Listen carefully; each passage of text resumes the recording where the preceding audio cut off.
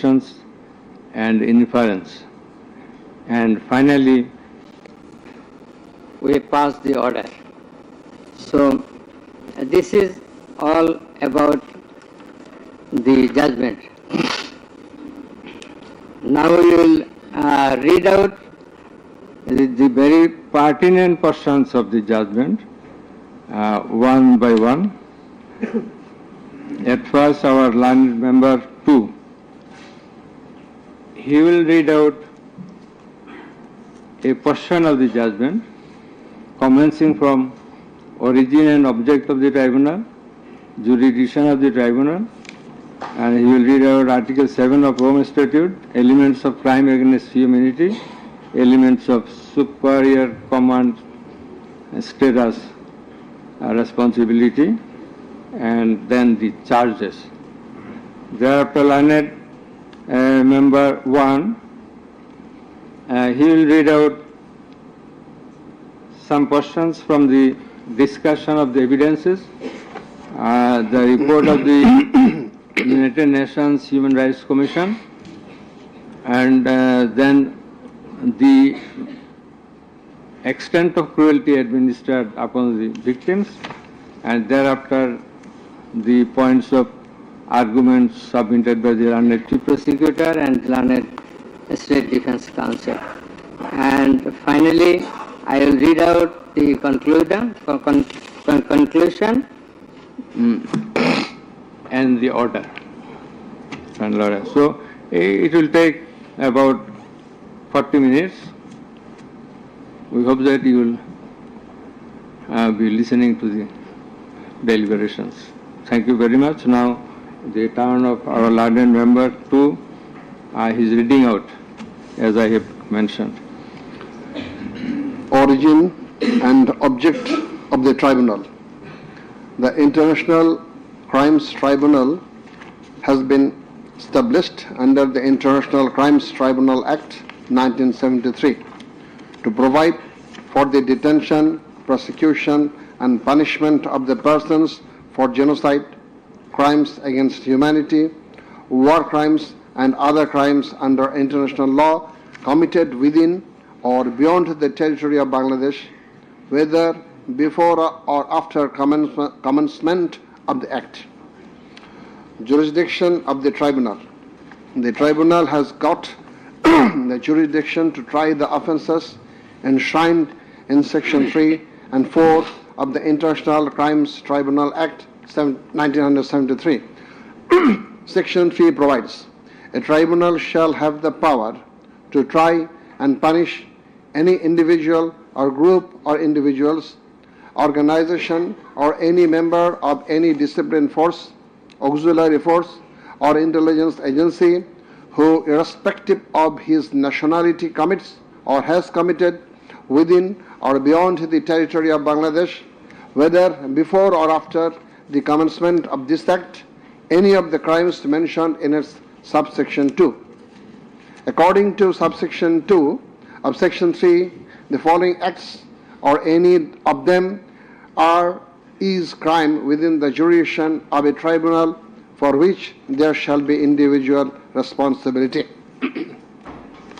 The Constitution of Bangladesh has given upper hand in Article 47, subarticle 3 thereof to the application of the provisions of International Crimes Tribunals Act 1973 in the following manner. Notwithstanding anything contained in this Constitution, no law nor any provision thereof providing for detention, prosecution or punishment of any persons who is a member of any armed or defense or auxiliary forces or any individual group of individuals or organization, or who is a prisoner of war for genocide, crimes against humanity, or war crimes and other crimes and crimes under international law shall be deemed void or unlawful, or ever to have become void or unlawful on the ground that such law or provisions of any such law is inconsistent with or repugnant to any of the provisions of the constitutions.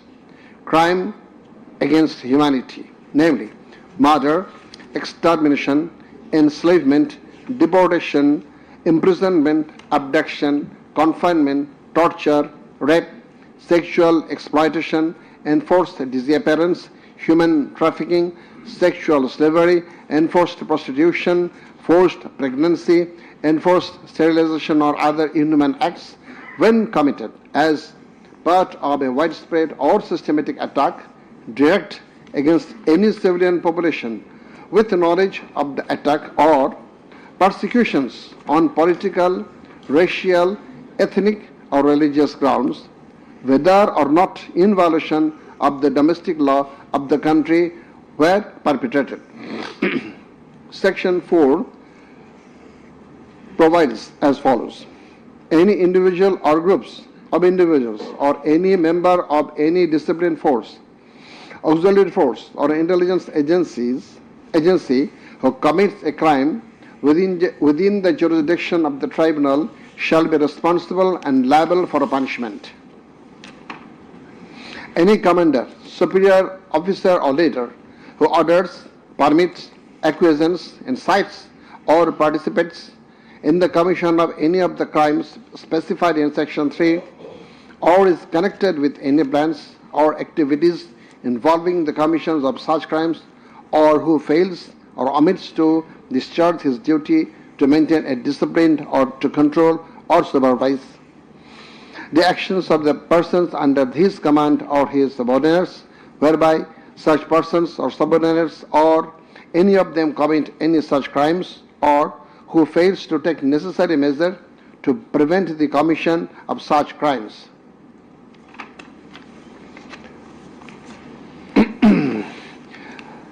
Now, crimes against humanity according to Rome Statute.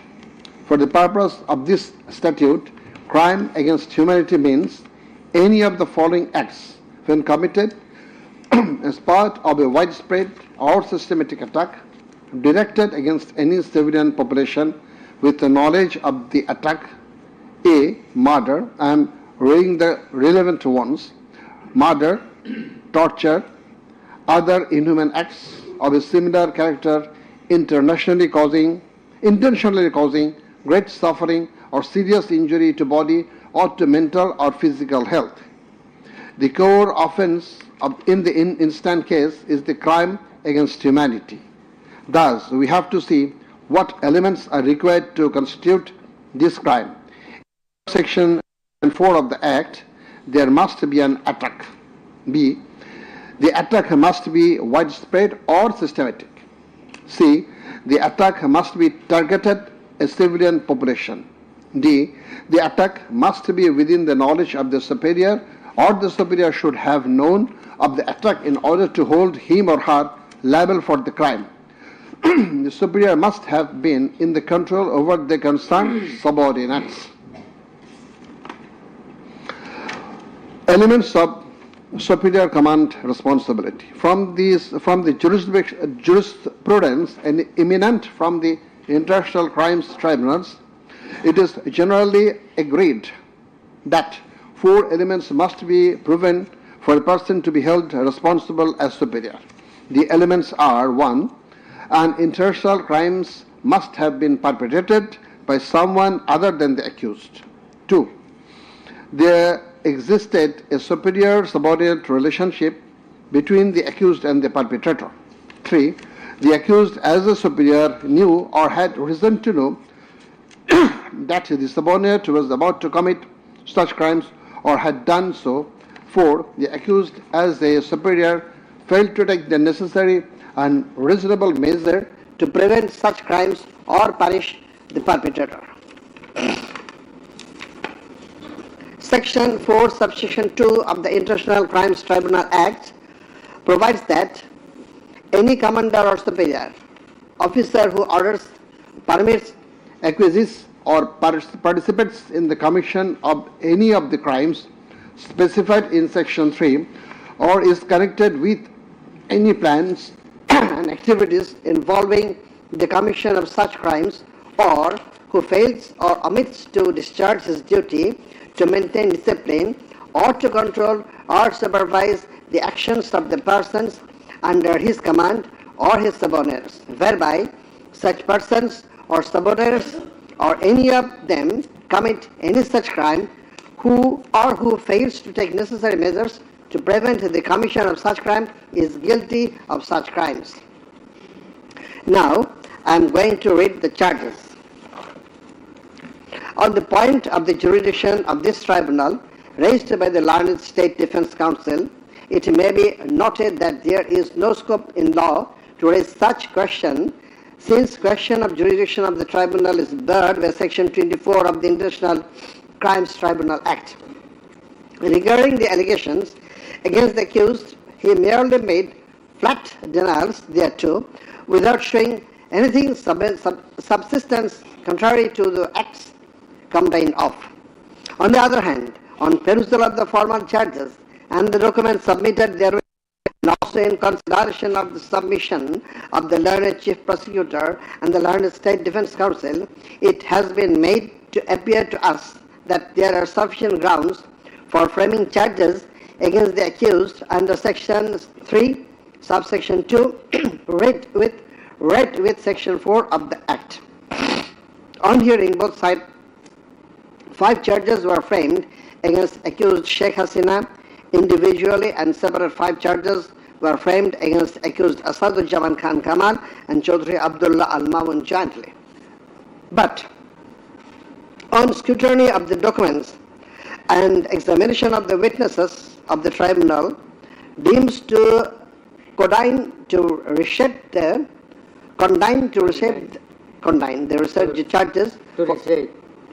the charges for ends of justice, and accordingly the same charges framed earlier have been modified in the following manner. Charge number 1.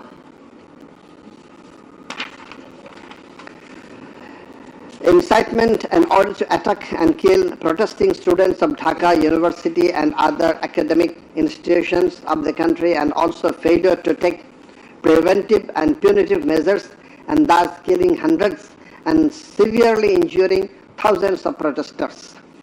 During July Uprising 2024, commencing on 1st July 2024 and ending on 5th August 2024, accused Sheikh Hasina as the Prime Minister of Bangladesh and the President of the ruling party of Bangladesh, Awami League, as well as 14th Party Alliance, in a press conference on 14/7/24 at Gaurav Bhavan, made the following derogatory remark. মুক্তিযোদ্ধার নাতিপুতিরা চাকরি পাবে না তো কি রাজাকারের নাতিপুতিরা চাকরি পাবে? If the grandchildren of freedom fighters should not get jobs, should the grandchildren of Rajakars get it? Pointing towards the protesters of anti-discrimination student movement while demanding rational reform of quota system in government job, whereby the left defamed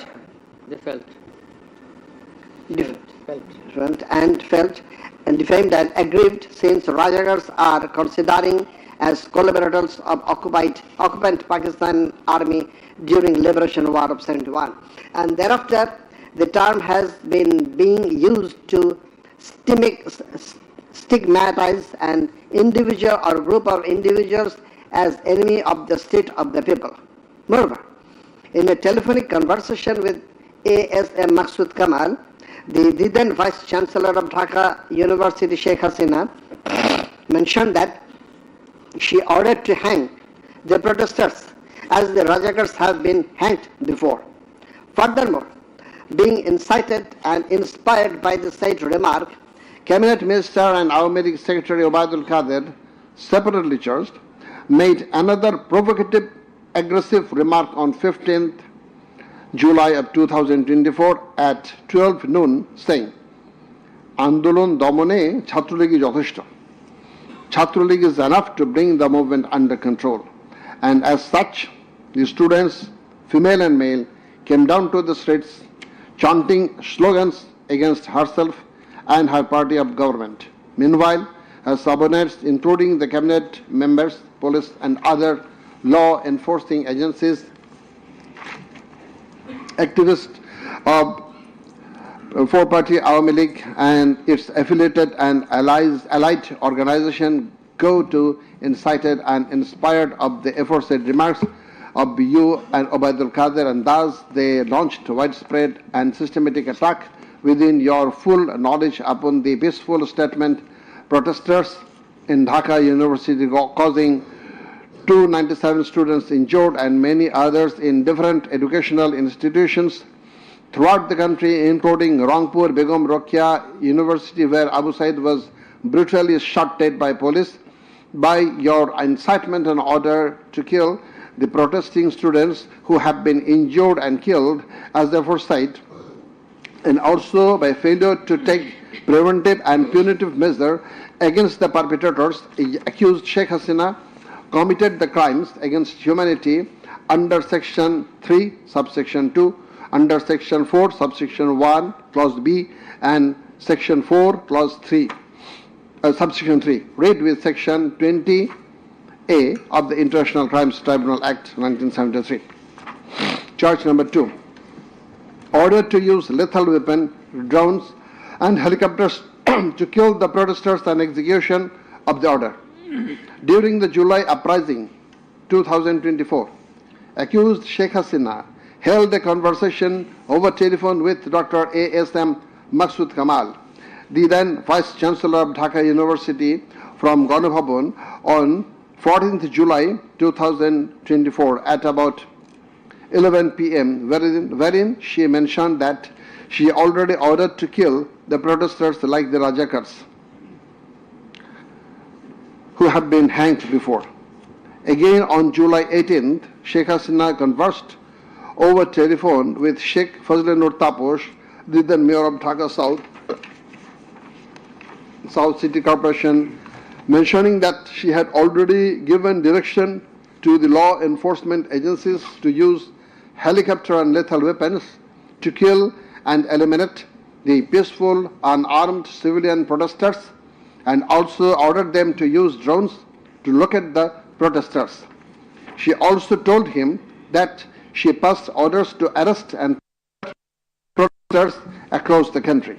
As a result of above statement, directions, the Home Minister Asaduzzaman Khan Kamal and the Inspector General of Police Chaudhry Abdullah Al Mamun successively implemented the directions through their underlings, that is, law enforcing agencies, by deploying drones and helicopters in the sky, killing about 1,400 protesters, including women and children, indiscriminately and gravely injuring about 25,000 of them throughout the country by using lethal weapons everywhere from 16th July 2024 and helicopters somewhere from 18 July 2024 up to 5th August 2024, and thereby Sheikh Hasina, Asaduzzaman Khan Kamal and Chaudhry Abdullah Al Mamun committed crimes against humanity as a joint criminal enterprise punishable under Section 3, subsection 2, clause A, G, H, Section 4, clause B, C, Section 4, subsection 3, read with Section 20A of the International Crimes Tribunal Act. Charge number 3. Killing 6 protesters at Chankharpur with lethal weapons. The protesters convened a program titled March to Dhaka to be held on 5th August and made a call to the people of all walks throughout the country to march to Dhaka on the scheduled day. People of all sphere began to assemble in Dhaka from every part of the country on August 5th. By incitement, order and inaction of Sheikh Hasina, by abatement and inaction of Home Minister Asaduzzaman Khan Kamal and Inspector General of Police Chaudhry Abdullah Al Mamun, the successive underlings got incited and inspired to kill the protesting students and common people, and thereupon under order, supervision and inaction of accused Asaduzzaman Khan Kamal, Chaudhry Abdullah Al Mamun and the then Dhaka Metropolitan Commissioner DMP Habibur Rahman, Joint Commissioner Police Shudip Kumar Chakraborty, Additional Deputy Commissioner Shah Alam Muhammad Akhtarul Islam, Assistant Commissioner Muhammad Imrul and Inspector Muhammad Arshad Hussain, who have been separately prosecuted, successively ordered to commit atrocities to the protesters assembled at Chankharpur of Dhaka and supervised the same, and during such atrocities, 6 unarmed protesters, namely Shahriyan Khan, Anas, Sheikh Mahdi Hassan, Junaid alias the Mustaqin, Muhammad Yaqub, Muhammad Rakib Hauladar, Muhammad Ismamul Haq, and Manik Mia alias Shahrik were shot dead by Constable Shujan Hussain, Constable Imaj Hussain, and Constable Nasirul Islam, who have been separately prosecuted at Chankharpur as part of widespread and systematic attack. The aforesaid killings took place pursuant to the order of Prime Minister Sheikh Hasina, within her full knowledge and under order, supervision, and within the knowledge of Home Minister Asaduzzaman Khan Kamal and Inspector General of Police Chaudhry Abdullah Al Mamun, and by such killings they committed crimes against humanity as joint criminal enterprise by order, abatement, and inaction to prevent and punish the perpetrators under Section 3, Subsection 2, read with Tribunal Act 1973. So these are now the turn of learned member 1.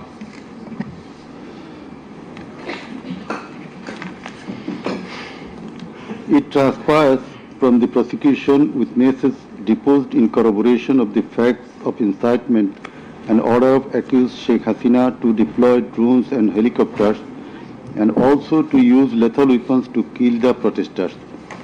The daily newspapers of Bangladesh also published reports of such incitement and order of Sheikh Hasina. Moreover, the prosecution exhibited the pendrive CD containing telephonic conversation of Sheikh Hasina with Dhaka University Vice Chancellor A.K.M. Maqsood Kamal, Dhaka South City Corporation Mayor Fazlenut Taposh, and Hasanul Haq Inu.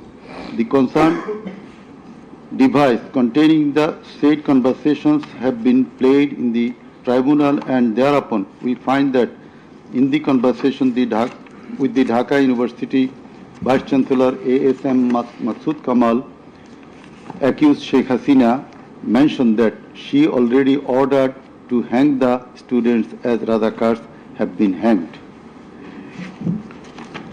Now I am mentioning the substantial portion from his conversation with, from her conversation with A.S.M. Maqsood Kamal, the accused Vice Chancellor of Dhaka University. Sheikh Hasina, তো রাজাকারের তো ফাঁসি দিছি, এবার তাদেরও তাই করব, একটাও ছাড়বো না, আমি বলে দিচ্ছি। শেখ হাসিনা, কোন দেশে বাস করি আমরা? এদেরকে বাড়তে বাড়তে তো রাজাকার অবস্থা হয়েছে, দেখিস নাই? সবগুলোকে ফাঁসি দিছি, এবার তোদেরও ছাড়বো না। শেখ হাসিনা, সব এইগুলাকে বাইর করে দিতে হবে, আমি বলে দিছি আজকে সহ্য করার পরে অ্যারেস্ট করবে, ধরে নেবে এবং যা অ্যাকশন নেওয়ার নেবে।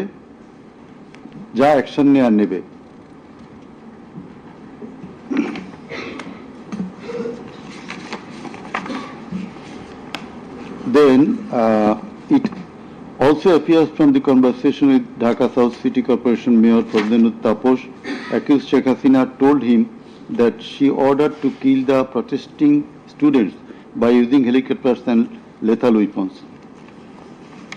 The substantial portion of the conversation is Sheikh Hasina, দরকার নাই, ওটা দরকার নাই, আমি সেনাপ্রধানের সাথে কথা বলেছি, ওরা রেডি থাকবে, ঠিক আছে।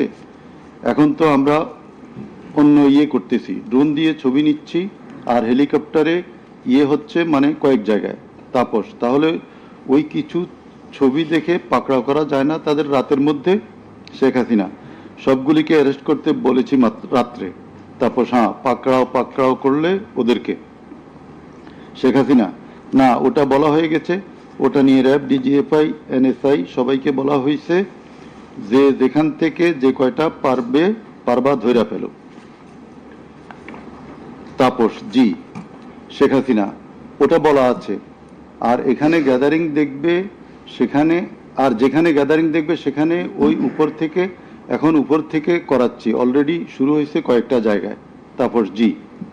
শেখ হাসিনা, আমার নির্দেশনা দেওয়া আছে, ওপেন নির্দেশনা দিয়ে দিছি, এখন এখন লেথাল উইপন ব্যবহার করবে, যেখানে পাবে সোজা গুলি করবে। তাপস: জি জি। শেখ হাসিনা: না পড়াইয়া দিছে, মেশিনপত্র সব পুড়ে গেছে। আমি বলছি যা যা পড়াতে, ও আমাদের সেতু ভবন পড়াইছে। তাপস: জি, ওরা রাতে মনে হয় আরো ব্যাপক আক্রমণ করবে।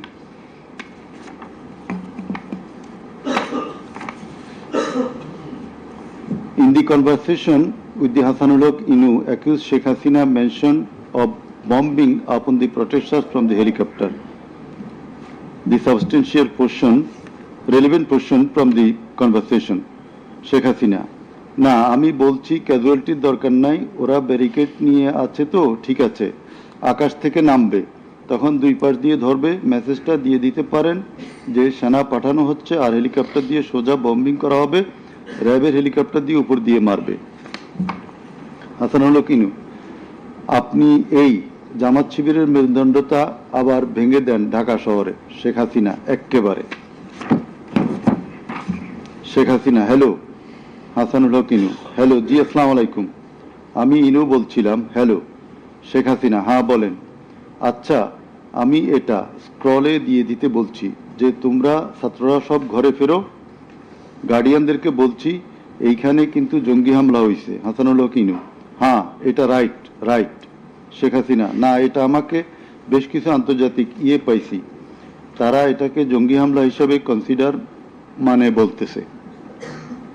হাসানুল্লাহ কিনু: হ্যাঁ, জঙ্গি হামলাই হয়েছে, এই কার্ডটা খেলবো আমরা এখন। শেখ হাসিনা: না, কার্ড খেলা না, এটা আমি আগে করি নাই, কিন্তু আমাকে আন্তর্জাতিক সংস্থা থেকে মেসেজটা দিচ্ছে যে এটা জঙ্গি হামলা। হাসানুল্লাহ কিনু: জঙ্গি সন্ত্রাসের মোকাবেলা করছে এখন সরকার। শেখ হাসিনা: তারা আমাকে এটাই বলছে যে এটা জঙ্গি হামলা, দিয়ে দিব পেপারে।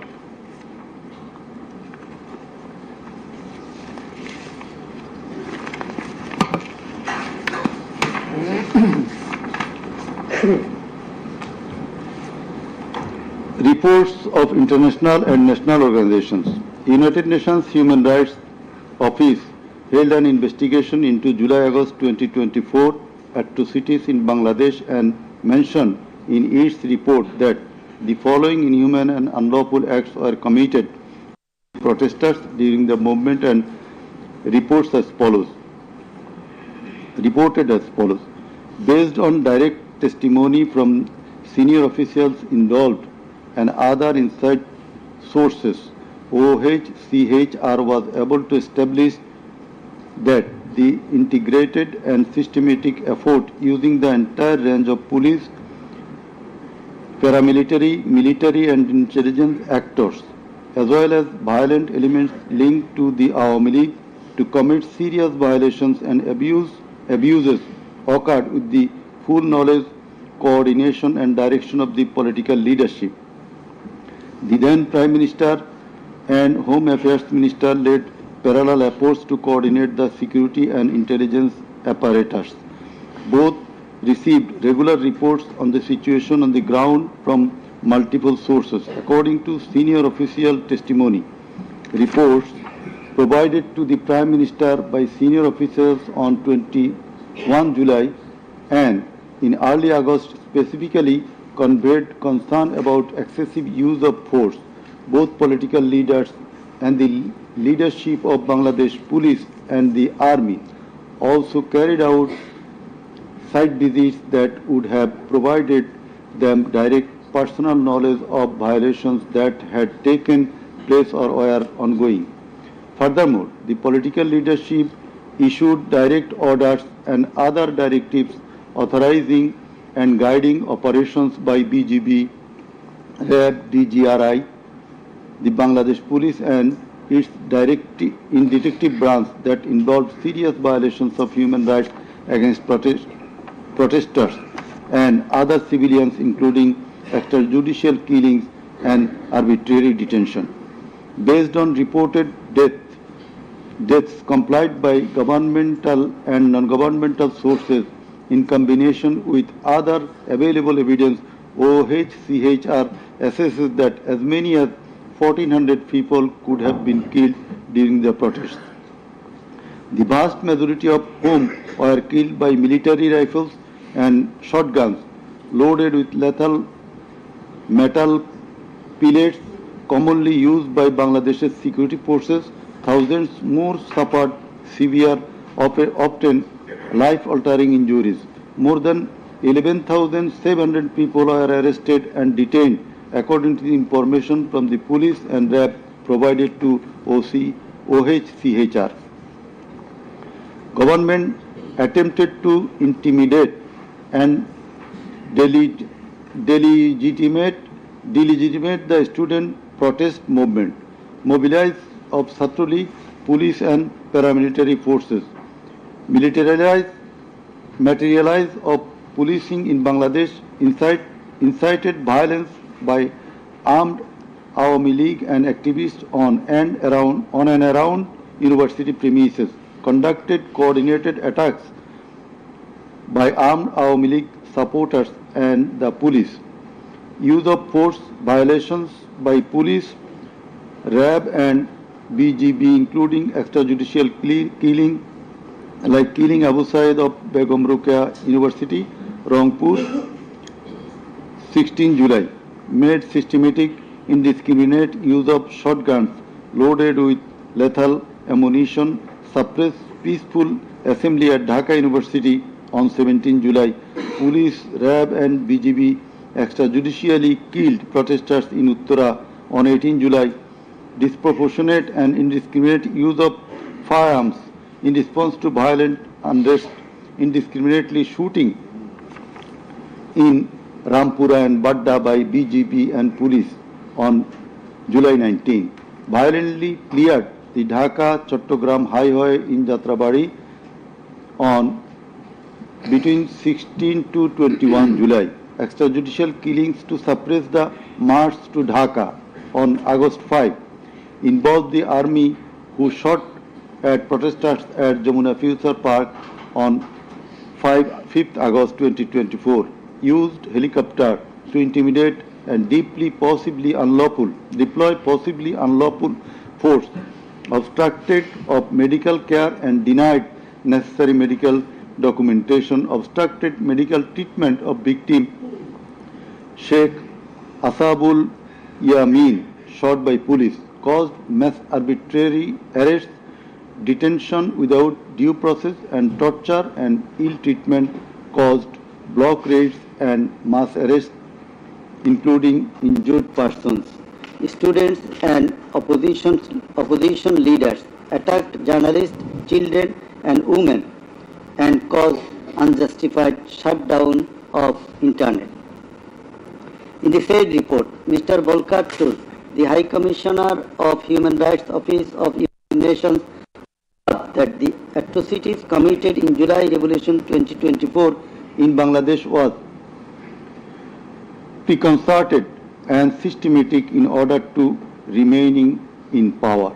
There are cogent grounds to believe that hundreds of extrajudicial killings, arrests, detention and torture were carried out by the political leaders and the highest law enforcing authorities within their knowledge and under their direction and supervision as strategy to suppress the movement, whereby human rights have been seriously violated and thus international crimes have been committed. He also observed that the evidences collected do depict a picture of widespread state atrocities and targeted killings. He further remarked that such atrocities ought to be brought under accountability. There are many other similar reports by the Global Institute International Truth and Justice Project, Bloodshed in Bangladesh, World Report 2025 of Human Rights Watch. Then we are going to videos of the occurrences. It appears from the Caesar list contained in Volume 4, captions, Caesar list and documentary evidence that a good number of videos of the alleged occurrences have been seized by the investigating officer, which are described below. Number 1. A video of 1 hour 23 minutes and 5 seconds showing a press conference dated 14 July 2024 of accused Sheikh Hasina after her return from China, in which she, in answer to a question of one journalist, angrily remarked, pointing towards the protesting students, মুক্তিযুদ্ধের বিরুদ্ধে আর মুক্তিযোদ্ধার বিরুদ্ধে এত ক্ষোভ কেন?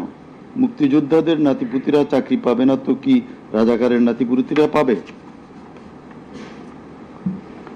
Number 2, a video of 35 seconds dated 15 July 2024 showing protest of the agitated students of Dhaka University at midnight against the remark of Sheikh Hasina made in the press conference dated 14 July 2024 pointing towards the protesting students. Number 3, a video showing the remark Rajakarder jawab debe Chhatrolig.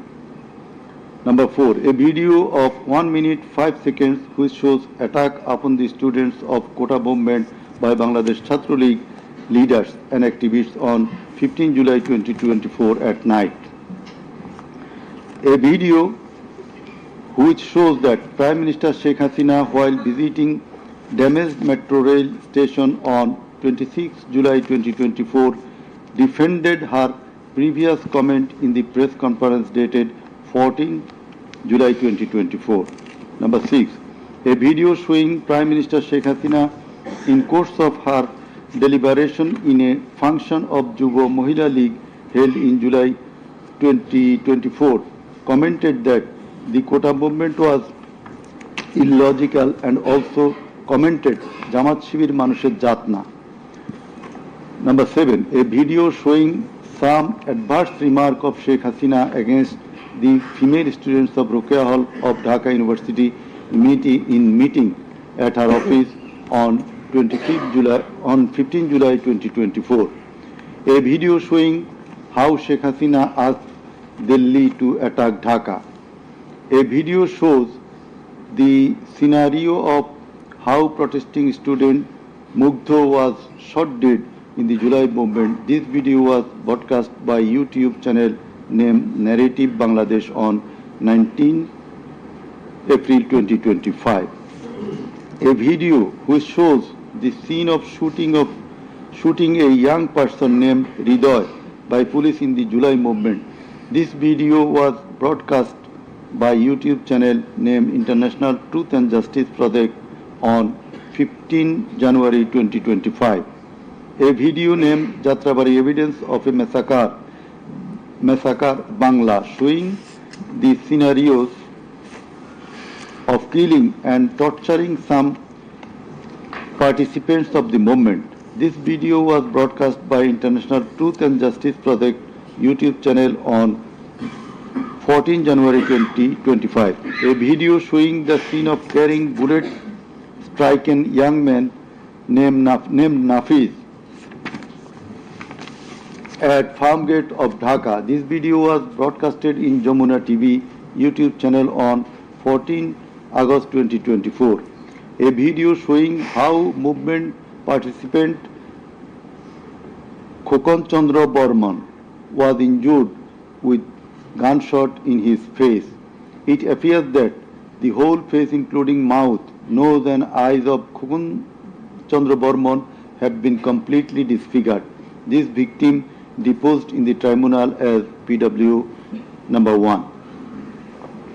A video titled নির্মম 19 জুলাই শতাধিক লাশ হাজারো গুলিবিদ্ধ রক্তের জন্য হাহাকার DMC 19.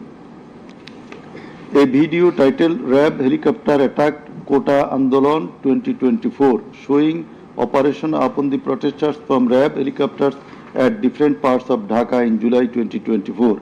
A video showing how protester Imam Hassan Taim Bhuiya was shot dead at Jatrabari, Dhaka. 4 videos in a pen drive showing the passing of order by DMP Commissioner Habibur Rahman to the subordinate asking them to shoot the protesters below waist. A number of videos showing shooting upon the protesting people from helicopter. A video showing the scene of burning the dead bodies of protesting students and common people by police at Ashulia, Dhaka on 4th August 2025 during the July movement. A video showing the scene of Abu Said, a coordinator of July movement 24, being shot multiple times by police at a close range with lethal weapon.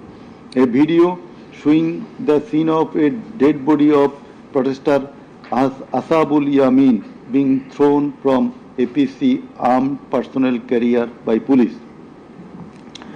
A video which showing the accused Home Minister Asaduzzaman Khan Kamal defending the use of lethal weapon by police.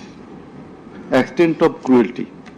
It transpires from the evidences that cruelty of the extreme level was administered upon the dead and injured protesters. Police and activists of Awami League, Chhatra League and Jubo League blocked the entrance and exit of ambulances carrying the injuring protesters. Hospitals were asked not to give admission to the injured protesters. It appears from the testimony of PW2 that in some cases, patients were searched by police and ruling party activists. Doctors were intimidated and some of the doctors were transferred due to giving treatment to the protesting injured persons. PW3 Parveen deposed that she found an injured young man shouting, save me, under Jatrabari flyover. Blood was coming out from both of his eyes. Parveen pulled him up and put him on her shoulder and looking for a rickshaw. And then 14 to 15 armed police shot them. The injured man, being hit by bullets, fell down from her shoulder.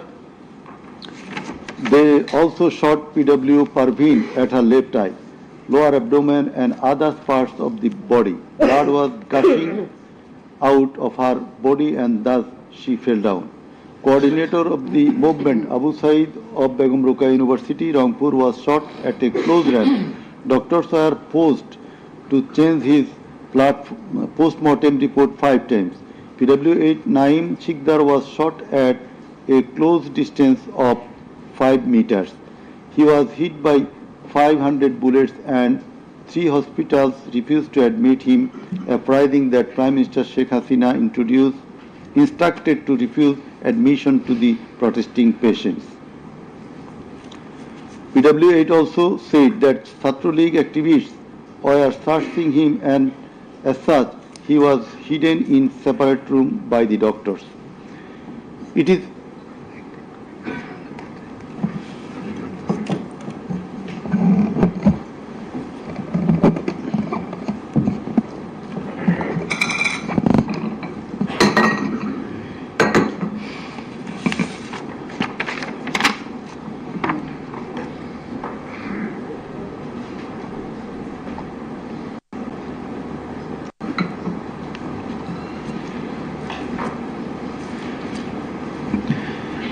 revealed from the evidence of PW9 Shahina Begum that police burned the dead body of her son along with some other dead bodies in Ashulia of Dhaka.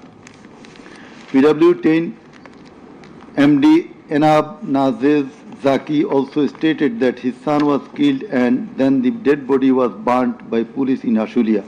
We find from the testimony of PW10 Asabur was shot dead and set ablaze. It appears from the testimony of PW13 Dr. Muhammad Mahfuz Rahman that most patients admitted to the hospital had no skull. The detective branch members had forbidden the doctors not to be serious in the treatment of the protesting patients and also that they had been instructed from the higher authorities not to release the protester patients admitted there. The patients were mostly aged 13 to 30 years. The DB also asked the doctors not to admit any more patients injured in the movement. This witness also said that in order to hide the injured patients from the sight of DB personnel, the doctors adopted some tactic like changing the names of the patients and the type of injury in the admission register and recording road accident or other reasons instead of bullet wounds.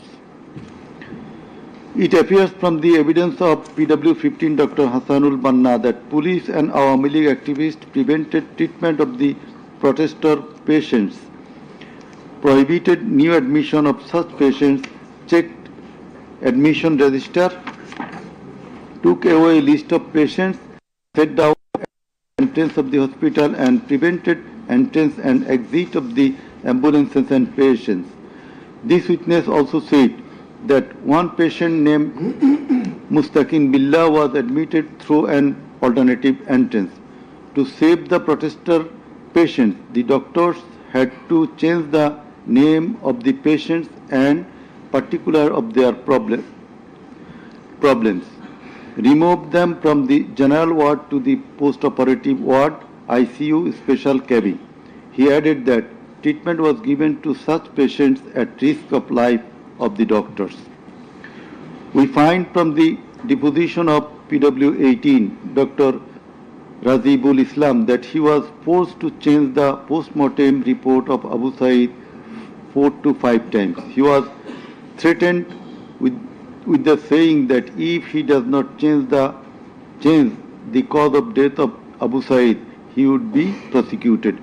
He was further told that there was an intelligence report against him. PW19 Shariful Islam was injured in the bombardment in Kustia. 62 pellets were removed from his body and 500 more still in his body. It is revealed from the evidence of PW21 Dr. Zakia Sultana that on 18 July 2024 they received 200 patients aged about 14 to 25 years with bullet injuries. On 19 July 2024, also similar number of patients with bullet injuries were admitted in the hospital. Numerous patients with bullet injuries were admitted on 4th, 5th, 6th August 2024. It further appears from the evidence of this witness that out of apposite patients, 493 lost one eye forever, 11 lost both eyes forever, 28 lost vision of both eyes, and 47 lost vision of one eye. It appears from the evidence of PW22, Mr. Idris, that while his son Maruf Hussain, after being shot by police, was being taken to the hospital, a policeman poked the wounded area of his son with the rifle butt. PW23 Amena Akhtar deposed that while Home Minister Asadzaman Kamal and IGP Chaudhry Abdullah Mamun were passing across Datrabari, one police officer was showing them a video of their attacks on protesters and said, "Guli kori ekta, more ekta, ahuto hoy ekta, ektai jay, bakita jay na." It transfers from the testimony of PW27, Dr. Mashuk Ahmed, that Satrolik activists stopped ambulance carrying protesting wounded near Shahidullah Hall of Dhaka University. They also checked the patient identity, asked the doctors not to treat the wounded protesters and also not to be so serious in their treatment. He further said 5 doctors were transferred elsewhere due to rendering treatment to protesters with bullet injuries. This witness also stated that the direction of the gunshot wounds of the patients treated on 19, 20, 21 July and 4-5 August in Dhaka Medical College Hospital was from the top to the bottom. He meant that the gunshot was done from above, which obviously implies helicopter. It appears from the evidence of PW47 Nahid Islam deposed that bullets were fired from helicopter and that many false cases were filed against the protesters, and also that the activists of Awami League, Jubu League and Chhatro League prevented the treatment and burial of protesters. Furthermore, some of the protesters were forcibly disappeared and many dead bodies of the protesters were concealed. He himself and some other student leaders were abducted. PW 48 Ali Ahsan Junaid stated that on 15 July 2024, Satro League activists brutally attacked and injured the Dhaka University students, hindered going to the hospital and tortured them in the hospital. He further said that the protesters were fired from the helicopter.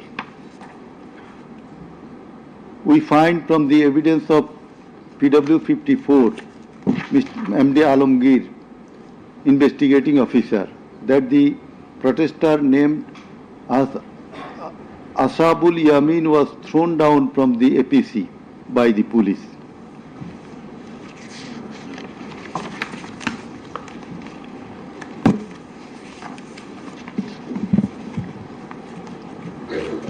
Summing up by the learned Chief Prosecutor. The learned Chief Prosecutor advanced argument on conclusion of the testimonies of the prosecution witnesses. He submitted that the instant case is an unprecedented and unexceptional one in the history of this subcontinent. After achieving independence in 1971, the people of the country had a great expectation and belief that all sorts of sufferings, poverty, tyranny and high-handedness of the government and the mighty quarters would come to an end and people would enjoy liberty, happiness and all fundamental rights, but all these have been doomed to ashes. The learned prosecutor dubbed the ruling party Awami League as fascist ab initio.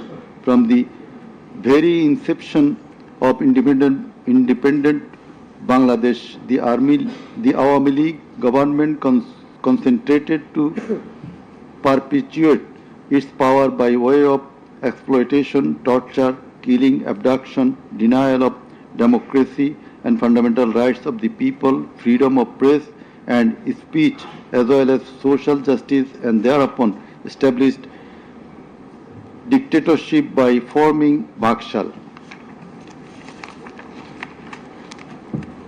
The then Awami League government, led by Sheikh Mujibur Rahman, planned in connivance with a neighboring country to weaken and abolish our glorious army and thus formed Rakhi Bahini, an armed organized parallel to the army. In the like way, after coming to the power in 2008, accused Sheikh Hasina's government committed the same acts like torture, abduction, killing, false prosecution, imprisoning, confinement, enforced disappearances, so dominated judiciary, restricted the freedom of press and freedom of speech. Sheikh Hasina oppressed the critics, writers, journalists, members of civil societies, lawyers and judges, and ousted many of them from the country.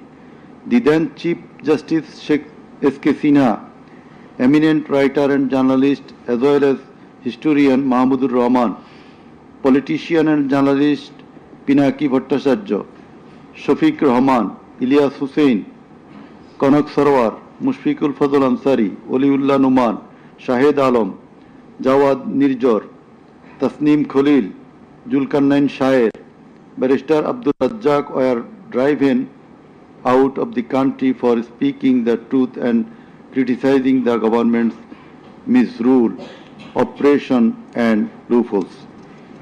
In 2008, with Sheikh Hasina's conspiracy as that of her father, 57 senior army officers, while an deputation in Bangladesh Border Guard, that is BGB, were killed in an official congregation of Pilkhana BGB headquarters by the Awami League leaders and loyal army officers. Thereafter no action was taken against those killers. In 2013, the law enforcers and the ruling party activists killed hundreds of innocent young and underage madrasa students in a congregation arranged by Islamic organization Hefazat-e-Islam at Shapla Chattor, Dhaka, without any cogent reasons, and thereafter no action was taken against the killers. For perpetuating her power, accused Sheikh Hasina politicized judiciary, army, law enforcing agencies, bureaucracies, and all other departments and made them subservient of herself and her government.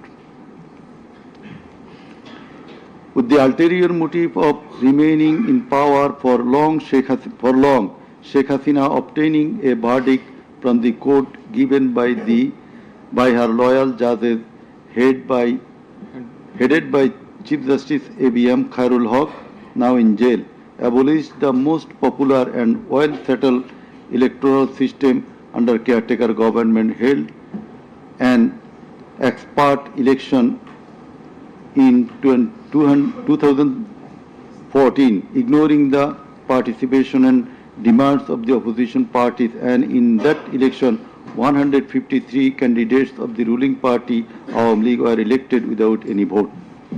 Again, a farcical election was held in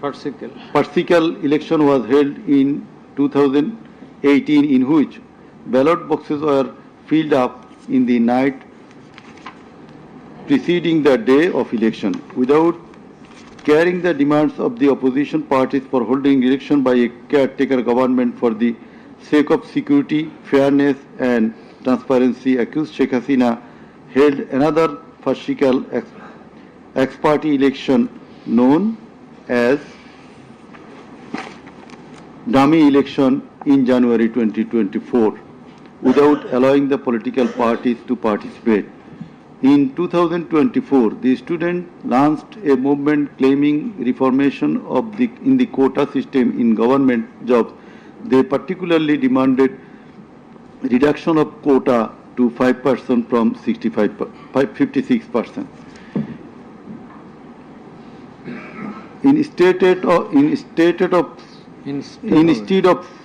of fulfilling the demand of the students or speaking with them on the issue, Sheikh Hasina, in a press conference on 14 July 2024, made a derogatory comment pointing towards the students of Kota movement, saying, "Mukti Juddhar nati putira chakri pabe na to ki Rajakarer nati putira chakri pabe."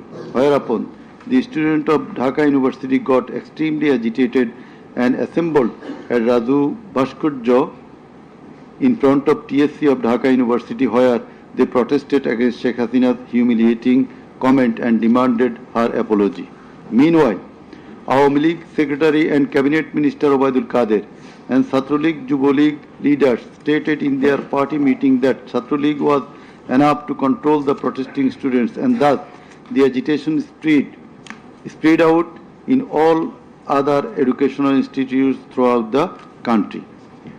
The armed activists of Chhatra League and Yuva League attacked all on a sudden upon the protesting students with deadly weapons at the midnight, causing 297 of them injured and hospitalized. Moreover, the said terrorists hindered the injured students from going to the hospital, and furthermore, they also attacked the injured students in the hospital.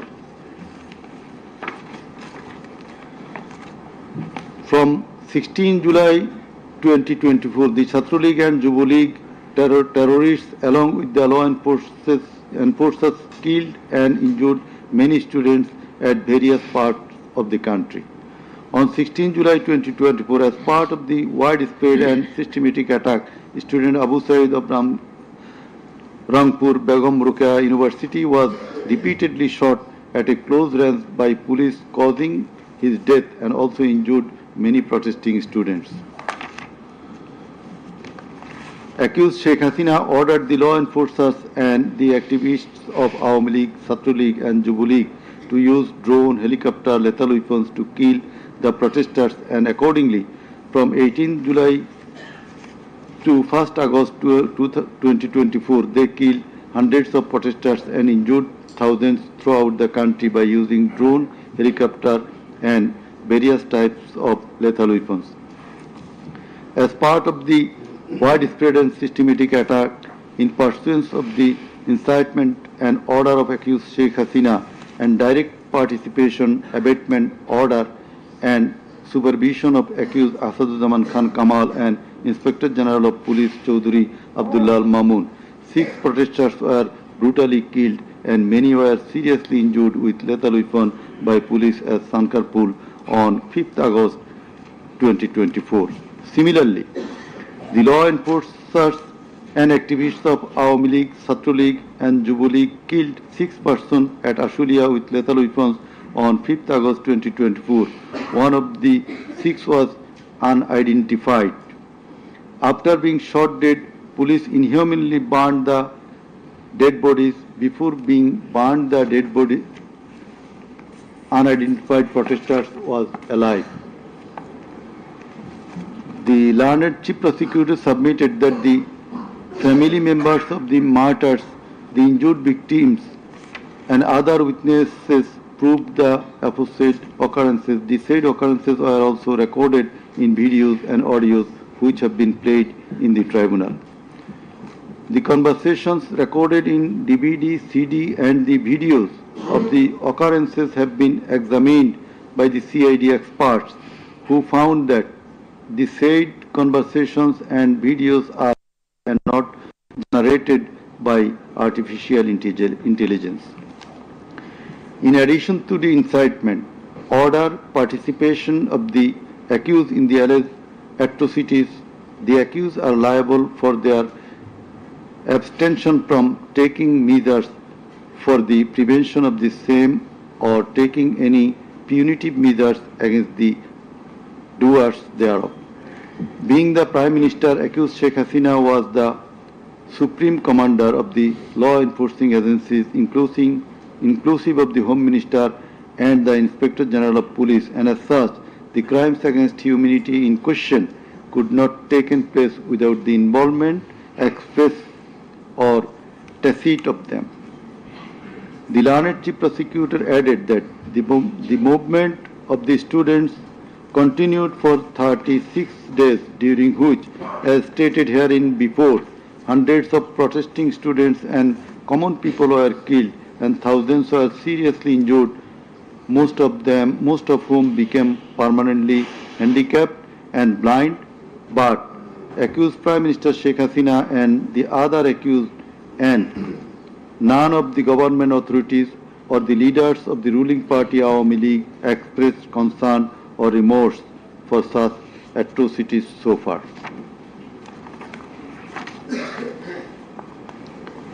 Accused Sheikh Hasina, instead of expressing remorse or seeking apology for the said crimes, continued to commit further crimes by threatening the present government, the International Crimes Tribunal personnel and the prosecutors, and also the political party leaders in her hate speeches in audio conversations from time to time. This tribunal, by an order on the application of the prosecution, prohibited Sheikh Hasina to be restrained from making hate speeches anymore, but she continued to do so. Sheikh Hasina committed contempt of this tribunal by threatening the concerned officials of the government as well as the tribunal personnel, inclusive of the prosecutors, to kill 226 persons and burn the houses of the rival party leaders and activists in an audio conversation with one of her party activists, for which the tribunal drew a contempt proceeding against her. In the said proceeding, the tribunal convicted Sheikh Hasina and sentenced her with 6 months imprisonment. The accused committed crimes against humanity jointly by their incitement, order, abatement, participation and inaction, which come within the purview of joint criminal enterprise and superior command responsibility. The authorities in question were widespread and systematic and was atrocities. The atrocities in question were widespread and systematic, and it was directed against the civilian population.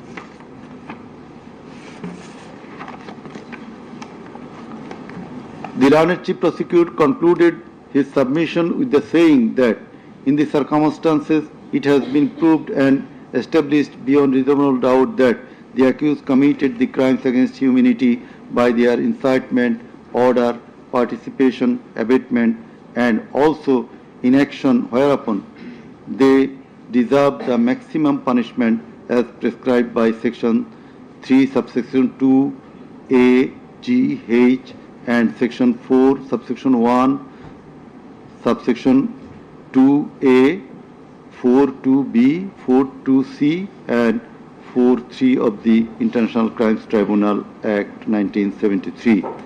He added that the evidences against the accused are so strong and adequate that if they are tried in any other court or tribunal in the world, they would be awarded the maximum punishment. It may be noted here that the learned prosecutor, Mr. Sheikh Mahdi, assisted the Chief Prosecutor by referring a number of decisions of different international tribunals. In the summing up session, the learned Attorney General of Bangladesh appeared and shared the concluding submission. In his submission, the learned Attorney General referred to the conviction and sentence of many of the heads of government and states in the world for their commission of crimes against humanity, and thereupon he asked for awarding maximum punishment to the accused of the instant case so that no other Prime Minister or the head of state recur such atrocities in the days to come. Summing up by the learned State Defense, Mr. Amir Hussain, the learned State Defense Counsel argued that accused Sheikh Hasina and Asaduzzaman Kamal are quite innocent. The accused did not incite or order or participate or abet the commission of the crimes against humanity in question. The trial itself against the accused under the International Crimes Tribunal Act 1973 is unlawful since the act was passed for the purpose of trial of the persons who committed genocide in 1971. Allegedly, the atrocities spread throughout the country, but the prosecution failed to examine witnesses of all the districts where atrocities took place. The learned Defense Counsel submitted that no helicopter was used to kill the protesting students and public in the July-August movement 2024. The audio conversations in question have not been duly examined by the experts. Although the audios have been examined by CID, the same should have been examined by some more experts. He questioned the prosecution's claim as to the number of the dead and injured. He stated that although the prosecution claimed that 1,500 protesters died and 25,000 injured, but the Gazette notifications of the government shows the number of dead protesters as about 800. He emphatically asserted that accused Sheikh Hasina did neither incite nor order nor take part in the alleged atrocities or crimes against humanity. Mr. Amir Hussain vehemently opposed the words of the learned Chief Prosecutor terming Sheikh Hasina and Asaduzzaman Kamal as fascist. He also opposed the assertion of the learned Chief Prosecutor that Sheikh Hasina fled to Delhi due to the commission of the crimes against humanity by the wave of the mass movement.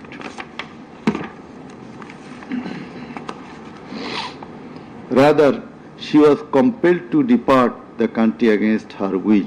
The learned State Defense Counsel argued that the attack in question was neither widespread nor systematic nor directed against the civilian population. The learned State Defense Counsel further submitted that the accused Sheikh Hasina and Asaduzzaman Khan Kamal cannot be held liable for joint criminal enterprise or superior command responsibility. He finally submitted that accused Sheikh Hasina and Asaduzzaman Khan Kamal are quite innocent and as such they deserve to be acquitted of the charges. Now, the Honorable Chairman of the Tribunal, Mr. Justice Ghulam Murtaza Chaudhary, will read out the final portion of the judgment, including the observation. Thank you. Thank you.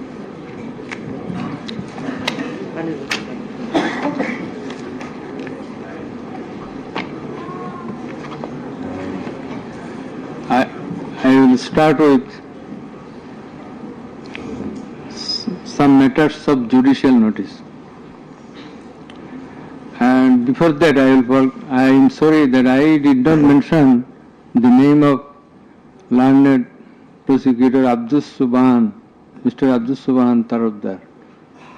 Sometimes he was found here. I think he remains busy in this tribunal too. Sorry? So, and he was seen sometimes here to assist us. So, our thanks to him as well. We have taken judicial notice of some incidents. Number 1, accused Sheikh Hasina started making contemptuous and hate speeches in the social media subsequent to the July movement 2024, whereupon she was ordered by this tribunal to be restrained from such speeches of contempt and hatred. Secondly, in a telephonic conversation with a party activist named Mr. Shakil, accused Sheikh Hasina infringing tribunal's order made some hateful and contemptuous remarks, asking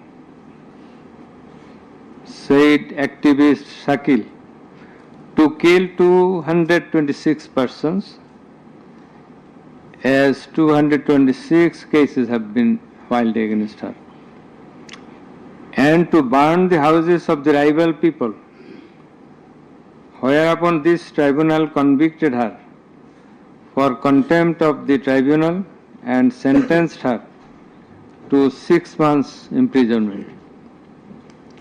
Another one, the tribunal has further noticed one of her interviews published in the Daily Star a few days ago. The date has not been noted here, in which she impliedly admitted that atrocities had certainly taken place in July movement 2024, but she denied that she ordered to commit such atrocities. It has further been noticed by the tribunal that in another interview with a YouTube channel named Desher of India, accused Prime Minister Sheikh Hasina admitted her responsibility for the July 24 atrocities in the words, within quotation, as the leader of the country, I assume ultimate leadership responsibility. Furthermore, we have noticed that Sheikh Hasina made an interview with Daily Anandabazar of India on 7 November 25, wherein she admitted her superior command responsibility. So you may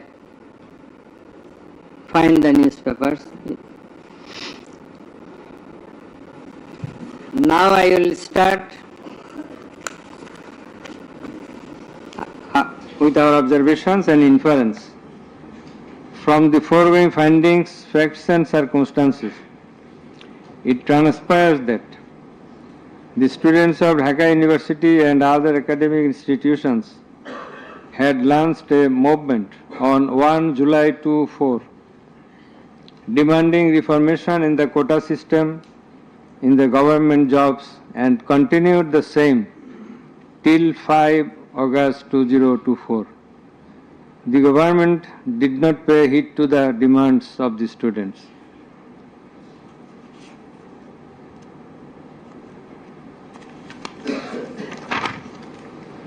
Instead of listening to the students and fulfilling their demands, the then Prime Minister, accused Sheikh Hasina, undermined the movement and made a derogatory remark pointing towards the students, terming them Rajakars. The term is an objurgation. In Bangla, this is a gali. In her words, Mukti Joddhar Natiputira Chakri pabe na to Rajakarer Natiputira pabe. As the aftermath of aforesaid objurgation and the derogatory remark of accused Sheikh Hasina, the students, including female students who were at the forefront of Dhaka University, burst into a rage and assembled at the Raju Bhaskarya in front of TSC of Dhaka University and vehemently protested against the said objurgation and defamatory words of Sheikh Hasina, and also demanded her apology and withdrawal of the said words. In the night following 14 July 2024, accused Sheikh Hasina held a telephonic conversation with Dhaka University Vice Chancellor A.S.M. Maksud Kamal, and in course of the conversation, Sheikh Hasina said, রাজাকারদের তো ফাঁসি দিয়েছি, এবার তোদেরও তাই করব, একটাও ছাড়ব না, আমি বলে দিচ্ছি। Rajakars have been hanged, now they also will be hanged, none will be spared. I have already ordered. This is the translation. She again said, রাজাকারদের কি অবস্থা হয়েছে দেখিস নাই, সবগুলোকে ফাঁসি দিছি, এইবার তোদেরও ছাড়ব না। In the said conversation, Sheikh Hasina further said, আমি বলে দিচ্ছি আজকে সহ্য করার পর অ্যারেস্ট করবে, ধরে নেবে এবং যা অ্যাকশন নেওয়ার নেবে।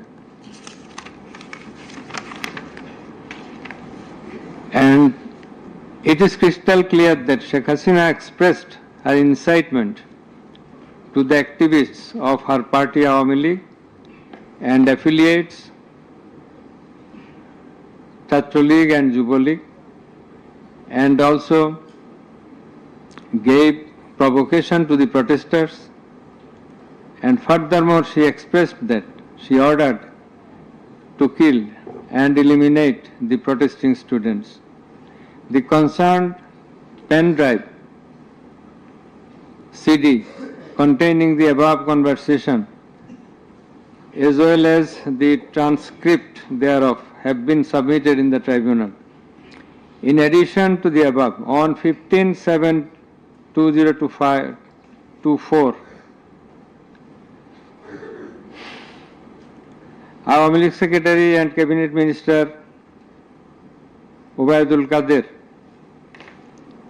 made another provocative remark, saying, Andolon Domane Chhatra League is যথেষ্ট.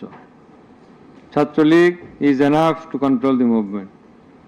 Whereupon the protesting students of Dhaka University burst into anger and vehemently protested against Sheikh Hasina, Ubaidul Qadir and the government.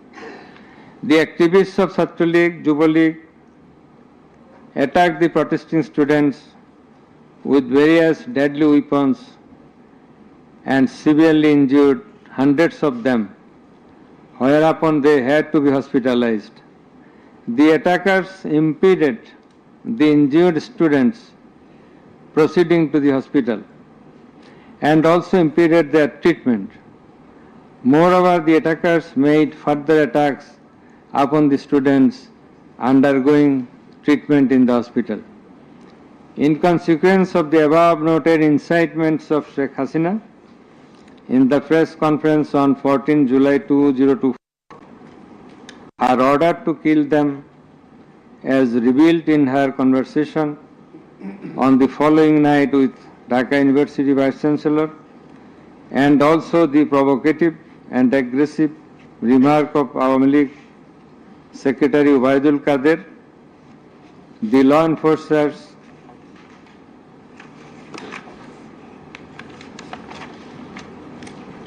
and activists of Chhatra League and Yuva League attacked the protesting students at Dhaka University throughout the country, inclusive of Rangpur, Begum Rokeya University. And in furtherance thereof, police shot Begum Rokeya University student Abu Said repeatedly at a close range, whereupon he succumbed to the gunshots. The above mentioned conversation of Sheikh Hasina with the Dhaka University Vice Chancellor S.M. Maksud Kamal has been examined by the experts in the CID Forensic Laboratory, and it appears from the report of the examination that the conversation was genuine and that the same have not been generated by artificial intelligence, AI. The concerned experts deposed in corroboration of the genuineness of the impugned conversation. Furthermore, we find support of such conversation in the reports of daily newspapers. In addition to the above, the concerned CD, pen drive containing the conversations has been played in the courtroom in course of the proceeding, and thereupon the conversation seemed to be genuine. The remarks of Sheikh Hasina in the press conference on 14/7/24 has been watched by many people in the television channel and social media. Almost all the witnesses, while deposing in the tribunal, mentioned that they watched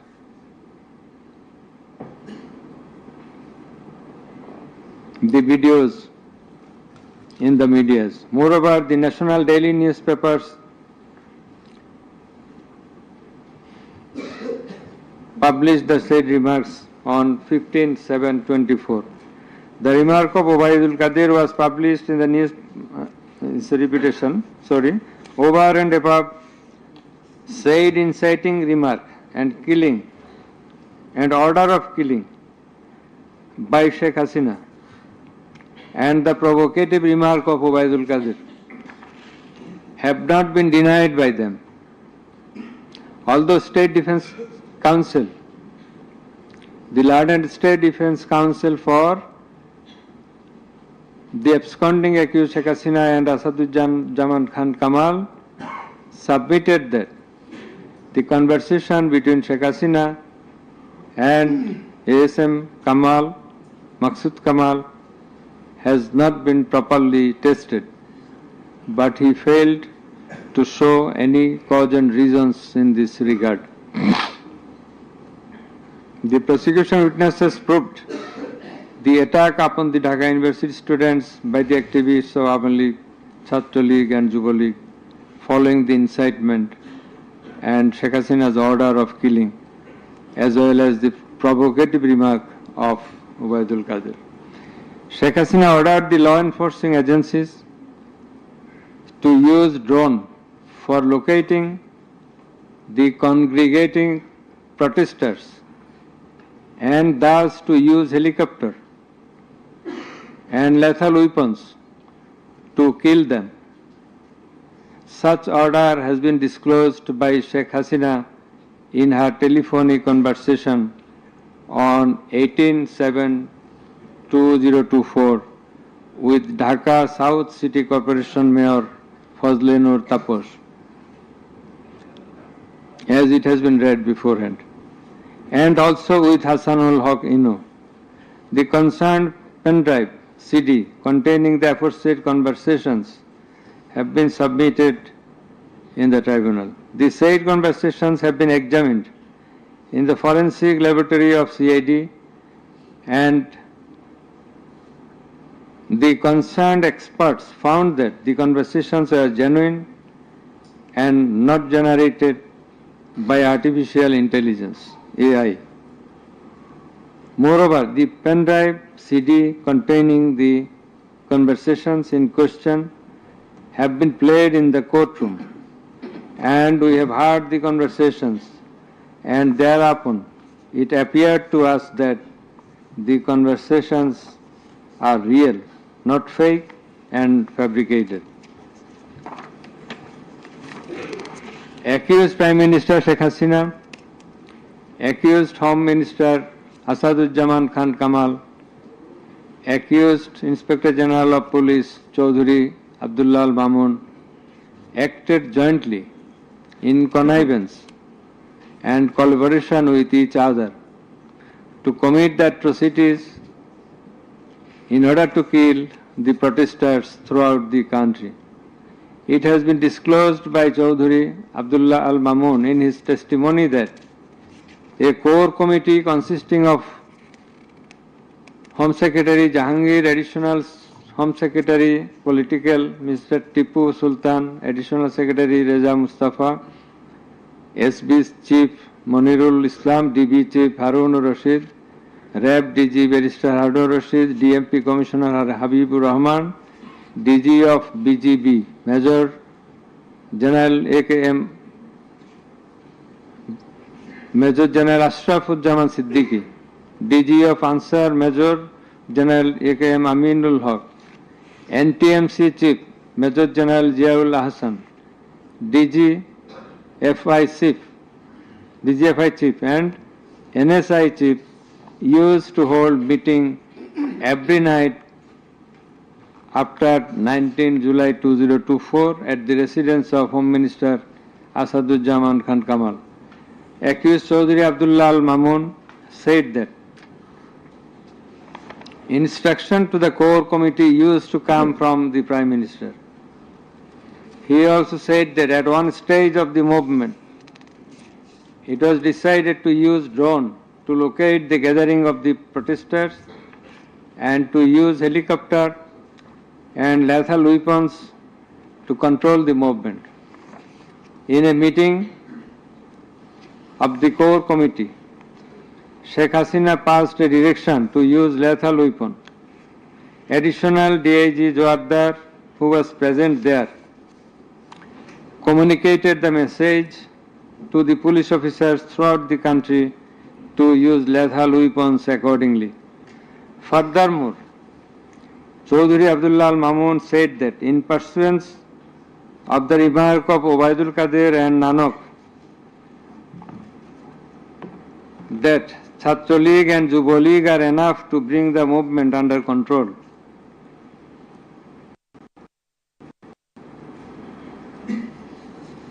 He further said that following such remarks,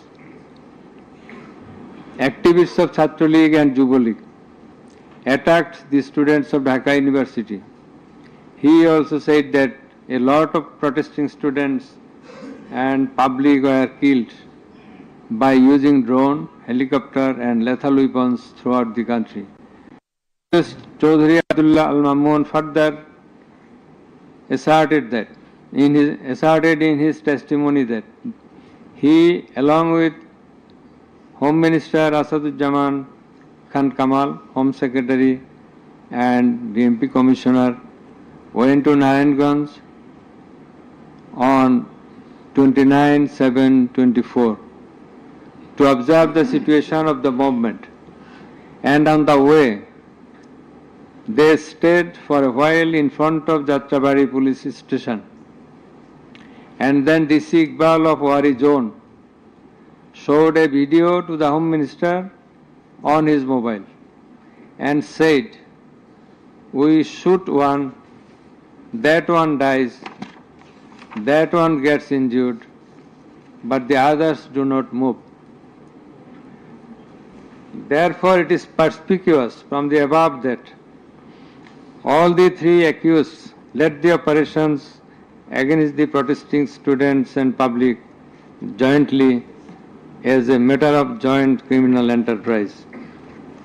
As the aftermath of Sheikh Hasina's order, as well as the supervision and guidance of accused Home Minister Asaduজ্জামান Khan Kamal and IGP Chaudhry Abdullah Al Mamun, the law enforcers and activists of Awami League, Chhatra League and Yuva League invaded the protesting students and public throughout the country by using drone, helicopter and lethal weapons, causing death to about 1,500, inclusive of 6 protesters at Sankarpur of Dhaka, namely Shahryar Khan Anas, Mahdi Hassan Junaid, MD Yaqub, MD Rakib Hawladar, Muhammad Ismamul Haq, Manik Mia alias Shaharik, and another 6 protesters at Ashuria of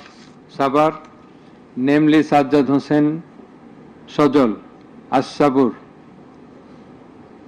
Tanzil Mahmud Sujoy, Bayezid Bustami, Abul Hussain, and another unidentified protester near Dhaka, and caused grievous injuries to about 25,000 of them. In Ashulia, the aforesaid 5 dead bodies and another body of an unidentified injured protester were burned with petrol by police. The law enforcers and the activists of Awami League and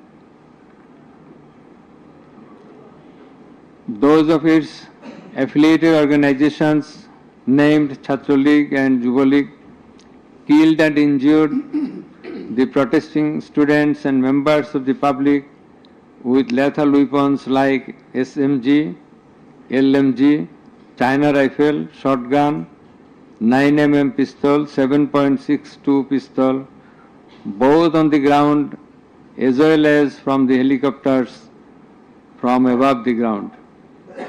The atrocities were committed by incitement, order, abatement, and failure to take preventive and punitive measures of the accused Prime Minister Sheikh Hasina, accused Home Minister Asaduজ্জামান Khan Kamal, accused Inspector General of Police Chaudhry Abdullah Al Mamun, and by the abatement, aid and perpetration of the underlings, that is the subordinates.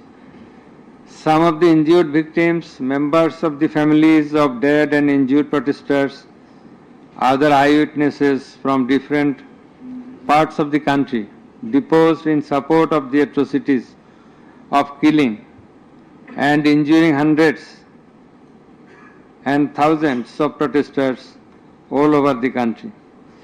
Under the foregoing facts and circumstances, it has ostensibly been substantiated that the atrocities of killing and gravely injuring the protesting students and public took place almost all over the country.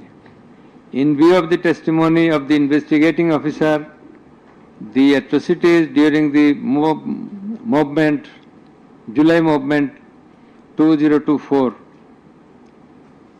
the atrocities occurred in 50 districts and lethal weapons were used in 41 districts of Bangladesh. We also find that victim witnesses from many districts testified in the tribunal stating that killing and injuring the students and common people took place in their respective districts during July movement 2024. Thus, it is clear enough that attack in question was directed against civilian population and it was widespread and systematic. Therefore, in the atrocities of killing and gravely injuring the protesters, as aforesaid, accused Prime Minister Sheikh Hasina committed crimes against humanity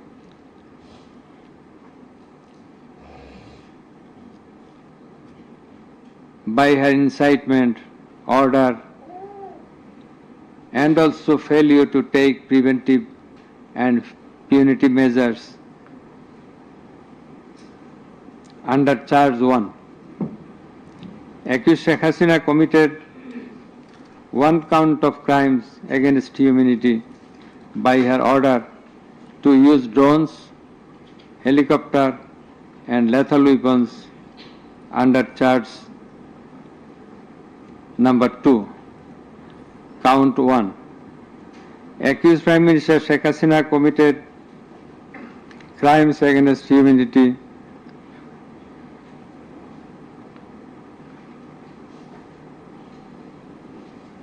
on one count under charge 1.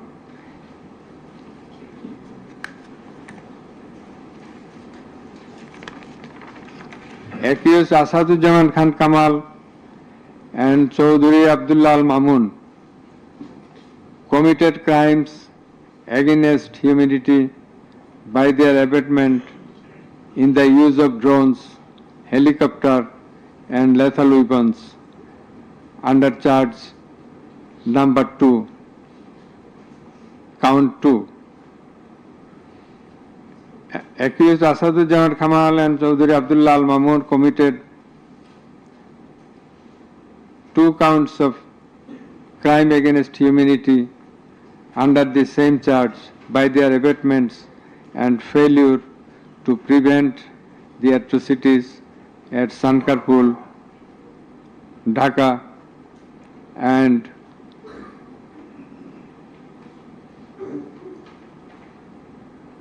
also committed crimes against humanity by their abatements and failure to prevent the atrocities in Ashulia, Sabha, Dhaka under the same charge. Accused Sheikh Hasina, the Prime Minister and as the President of Awami League and the controlling authority of all affiliated organizations, was the superior commander of the said party leaders and activists, as well as the Home Minister and Inspector General of Police, that is accused Sheikh Hasina and 2 other accused were in the superior and subordinate relationship. On the other hand, the Home Minister was the superior of the Inspector General of Police, that is they are in the superior and subordinate relationship. As required to be an element as required by the provisions of Rome Statute. In the like way, all the police officers are subordinate to the Inspector General of Police. They worked under him. Thus, it is apparent that accused Prime Minister Sheikh Hasina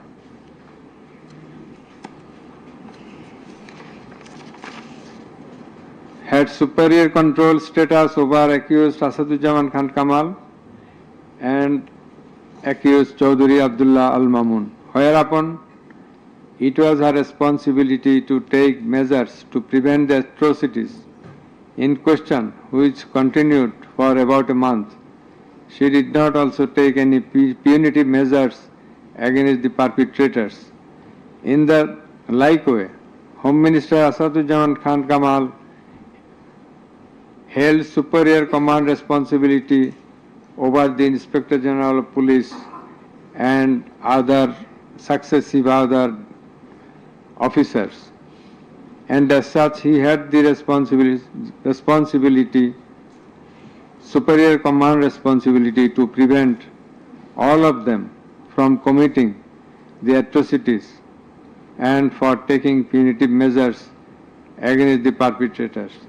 Thus, both the accused Asadujaman Khan Kamal and Inspector General of Police Chaudhuri Abdullah Al Mamun, they committed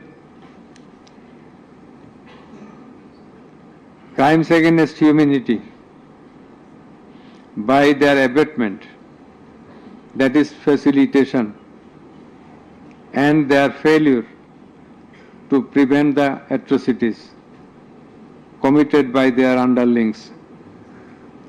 and hence they are liable to be punished under section 32A, 32G, 32H, 41B and 43 of the International Crimes Tribunals Act.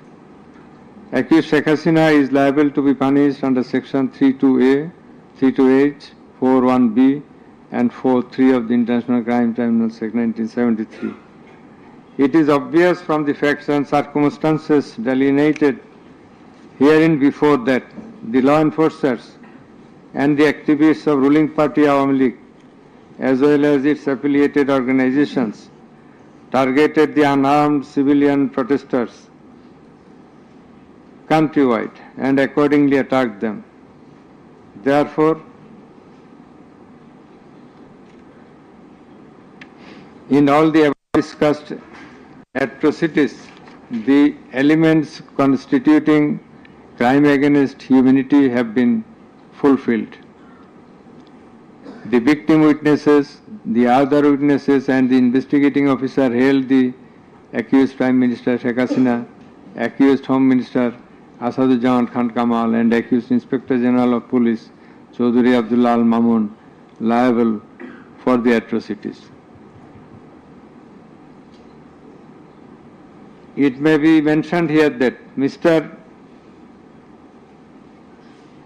Chaudhry Abdullah Al Mamun, Inspector General of Police, has been tendered pardon on his application pursuant to section 15 of the Act with a view to obtaining his evidence. He is supposed to have been directly or indirectly concerned in or privy to any of the crimes specified in section 3 on condition of his making a full and true disclosure of the whole of the circumstances relative to the crime and to every other person concerned, whether as principal or abettor in the commission thereof. According to subsection 2 and 3 of section 15, he has been examined as a witness and detained in custody until today. It appears to the tribunal that he made a full and true disclosure of whole of the circumstances within his knowledge relative to the crime and to every other person concerned, both as principal and abettor in the commission thereof. He categorically admitted his involvement in the alleged acts and disclosed that a core committee consisting of Home Minister Asaduzzaman Khan Kamal himself used to hold meeting every day at the residence of accused Home Minister Asaduzzaman Khan Kamal to take decisions as to the necessary measures to face the movement of the students and to pass the instructions and to pass necessary instructions. He said that accused Prime Minister used to pass directions to the core committee in this regard. This accused also said that Sheikh Hasina directed them to use drone to trace the location of the protesters and to use helicopter and lethal weapons to kill the protesters. He mentioned that chain of command in the police service was not maintained. In most of the cases, the highest authority used to communicate or contact the mid-level officers like Additional Commissioner Harun Rashid, Additional Commissioner Monirul Islam. Accused Prime Minister Sheikh Hasina passed the direction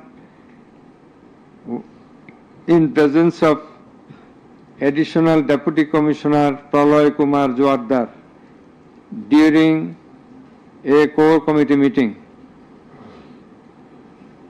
And as such, Joardar conveyed the direction to all the concerned officers throughout the country. Direction means the direction to use helicopter and lethal weapons as well as drones. Chaudhry Abdullah Al-Mamun also mentioned in his testimony that he had a clean image and track record throughout his service for long 36 years.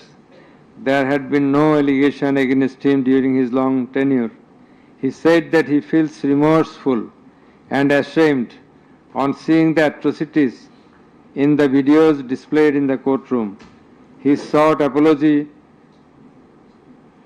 to the tribunal and to the people of the country. Although accused Chaudhry Abdullah Al-Mamun claimed to have made full disclosure of the circumstances,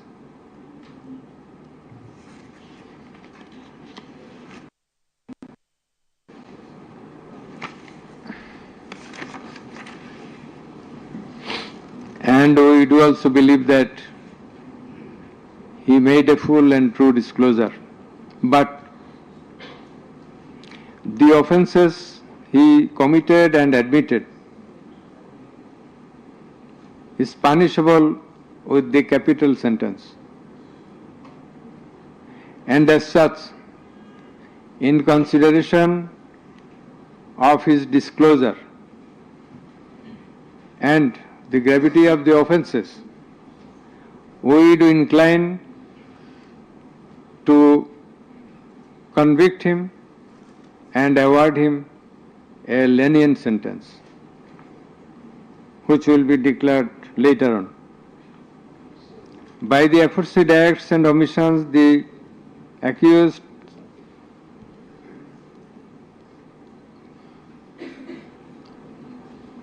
committed crimes against humanity under section 3, 2A, subsection G, clause H, 41, 42, 43 of the International Crimes Tribunal Act 1973, as stated before.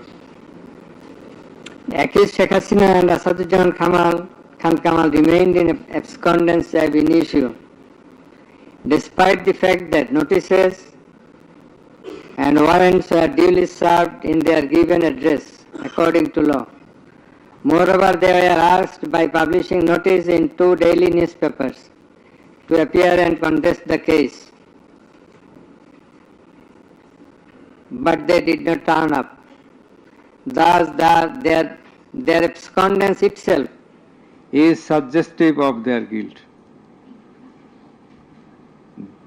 The learned State Defence Council contended that the trial of the accused persons under the International Crimes Tribunal Act 1973 is not tenable, since the Act was passed in the Parliament for the purpose of trial of the criminals of War of Independence in 1971. While arguing this, the learned State Defence Council perhaps did not have a refusal of the provisions of the Act as well as the preamble thereof. The preamble of the Act says that the Act was made in order to provide for detention, prosecution, and punishment of the persons for genocide, crimes against humanity, war crimes, and other crimes under international law, and for the matters connected therewith.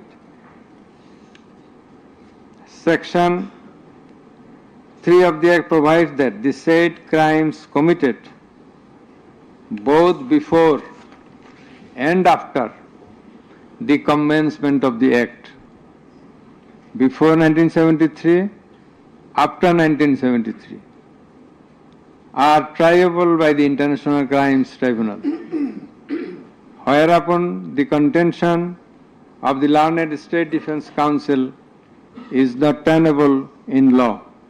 Moreover, Article 47 of the Constitution of Bangladesh has given upper hand to the International Crimes Tribunal Act 1973 over the Constitution itself. The State Defense Council also contended that for the purpose of proving atrocities throughout the country, witnesses from all over the country have not been examined. In this context, we have to say that witnesses from many parts of the country have been examined and they have adequately proved the atrocities in almost every part of the country. The victims, the family members of the dead and injured protesters, as well as the eyewitnesses, gave their testimony, which are enough for the proof of the charges. Quantity of witnesses is immaterial, while there are a small number of qualitative witnesses. Still, the number of 54 witnesses examined by the prosecution is not small. The learned State Defense Council also alleged that the audio conversations in question have not been examined by more than one department like CID. In this regard, we would hold that the genuineness of the report of CID has not been challenged, nor has the report been proved ingenuine, whereupon no other department was in need of holding further examination thereof. It is the further allegation of the learned State Defense Council that accused Sheikh Hasina and Asaduzzaman Khan Kamal did not incite or order the commission of the crimes against humanity as alleged, nor did participate in the commission thereof, and thus they deserve to be acquitted. The learned Chief Prosecutor, in course of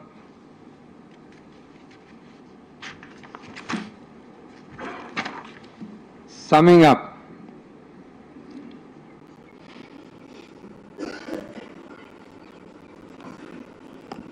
asked for passing necessary order restraining Awami League from running activities as a political party. Although the prosecution depicted series of worse deeds of Awami League regime in the language of the prosecution, since achievement of independence of Bangladesh in 1971, the tribunal does not incline to discuss on this point since this is not the issue of the instant case. It has come to the notice of the tribunal that accused Sheikh Hasina, in defiance of the orders of the tribunal to appear and contest the case, has given interviews in the media wherein she denied the allegations levelled against her in this case and also made some derogatory remarks.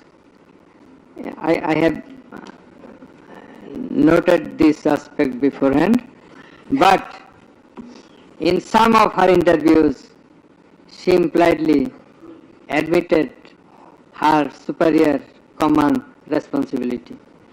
The United Nations Human Rights Commission categorically stated in its report that the political leaders issued direct orders and other directives authorizing and guiding operations by BGB, REB, DGFI, Bangladesh Police, and Detective Branch that involved serious violations of human rights against protesters and other civilian, including extrajudicial killings and arbitrary detention.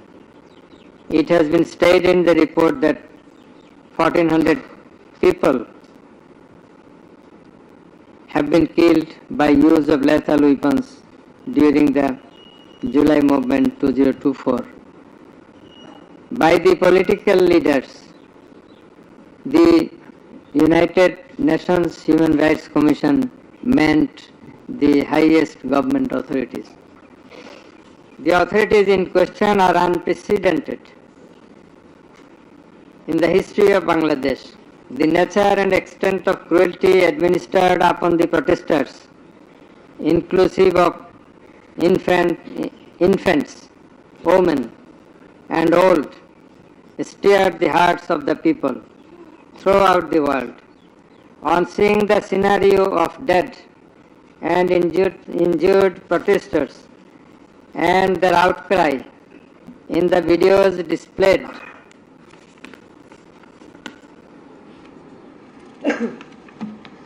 in the courtroom, and also seeing the victim witnesses in the courtroom,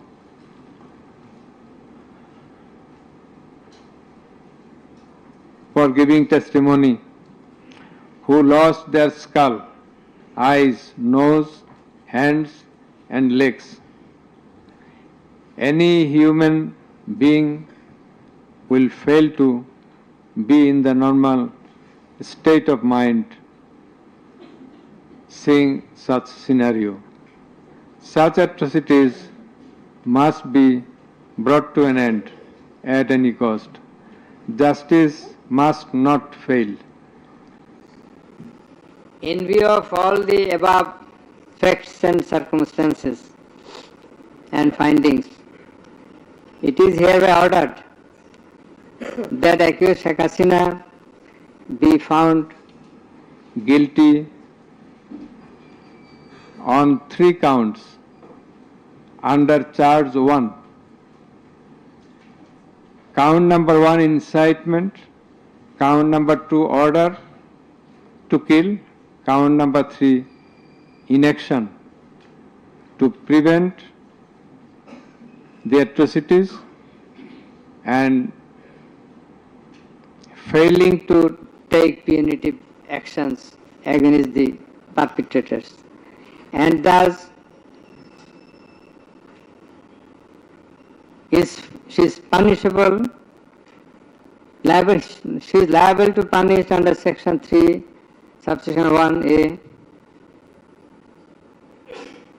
section 3, subsection 2, clause G, section 3, subsection 2, clause H, section 4, subsection 1, clause B, and section 4, subsection 3 of the International Crimes Tribunals Act 1973 under the charge number 1. But we do hold that for all these 3 counts of crime against humanity, we do incline to award a single sentence, that is the sentence of imprisonment till natural death for under charge 1. Under charge 2,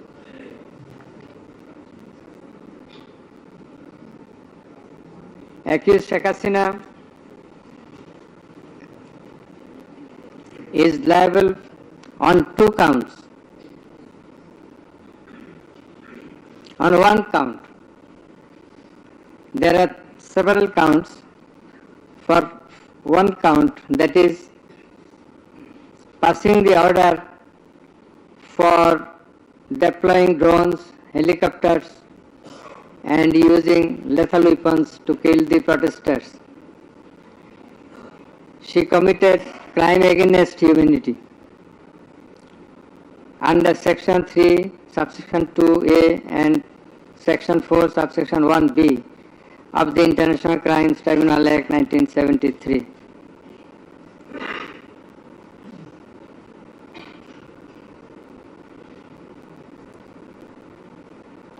She also committed the same crime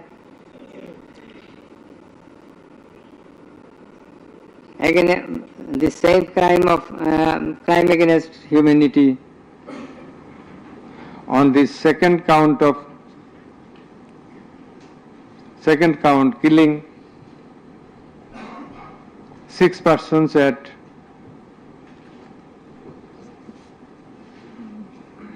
Sankarpur of Dhaka, which was committed in contemplation, in furtherance, by virtue of her order, as stated beforehand. And similarly, she committed the same crime, that is the crime against humanity, on another count for causing the killings at Ashulia of Sabar, killing of 6 persons. For all these 3 counts, we have decided to inflict her with only one sentence, that is sentence of death.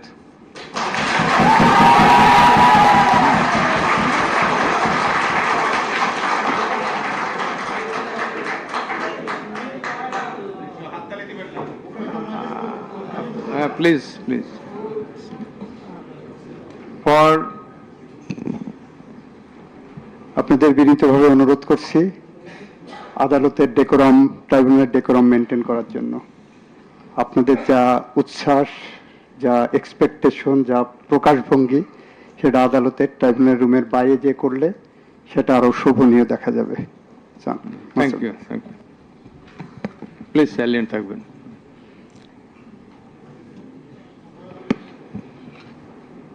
Accused Asaduzzaman Khan Kamal and accused Chaudhry Abdullah Al Mamun. Accused Asaduzzaman Khan Kamal is liable for committing crime against humanity for the occurrence of killing 6 persons at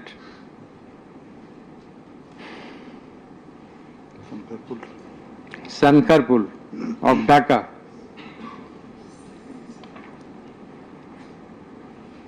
In this occurrence, they are liable for committing crimes against humanity by their abatement and failing to prevent the atrocities, and also to failing to take necessary preventive measures, punitive measures, and thus Asaduzzaman Khan Kamal is held liable for the commission of crime against humanity under section 32A, 32G, 32H, 41B, 43 of the International Crimes Tribunal Act 1973 for the commission of killing of 6 persons both at Sankarpur and 6 persons at Ashulia of Sabar, and for both the occurrences he committed 4 counts of offences, crime against humanity, 4 times, by his abatement and failure to take necessary actions in Sankarpur, by his abatement and failure to take necessary action at Ashulia. So for all these 4 counts, we have decided to award a single sentence of death to Asaduzzaman Khan Kamal. As regards Chaudhry Abdullah Al Mamun, as I have elucidated before, he has contributed to the trial of this case by making full and true disclosure of the circumstances within his knowledge. Yet, he also admitted, and he was involved in all the occurrences throughout the 36 days of movement, considering both his contributions, his admissions, with the material evidences to the tribunal to to arrive at the correct decision, and also in consideration of the gravity of the offence, we are both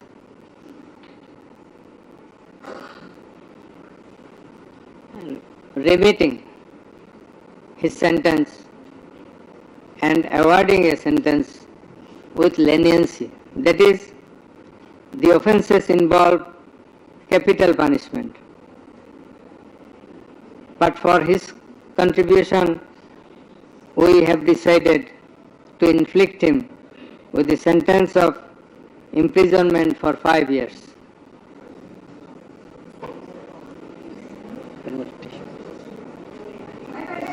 The properties of accused Sheikh Hasina and accused Asaduzzaman Khan Kamal in Bangladesh be confiscated in favor of the state. The government is directed to pay considerable amount of compensation to the protesters concerned in this case, who have been killed in July movement 2024, and also to take measures to pay adequate compensation to the wounded protesters in consideration of the gravity of their injury and loss.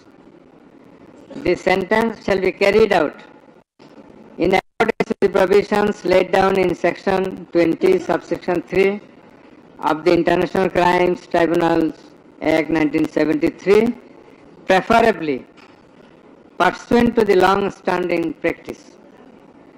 Let a copy of this judgment be transmitted to the District Magistrate Dhaka for necessary action. Let copy of the judgment be supplied to accused Chaudhry Abdullah Al Mamun according to law.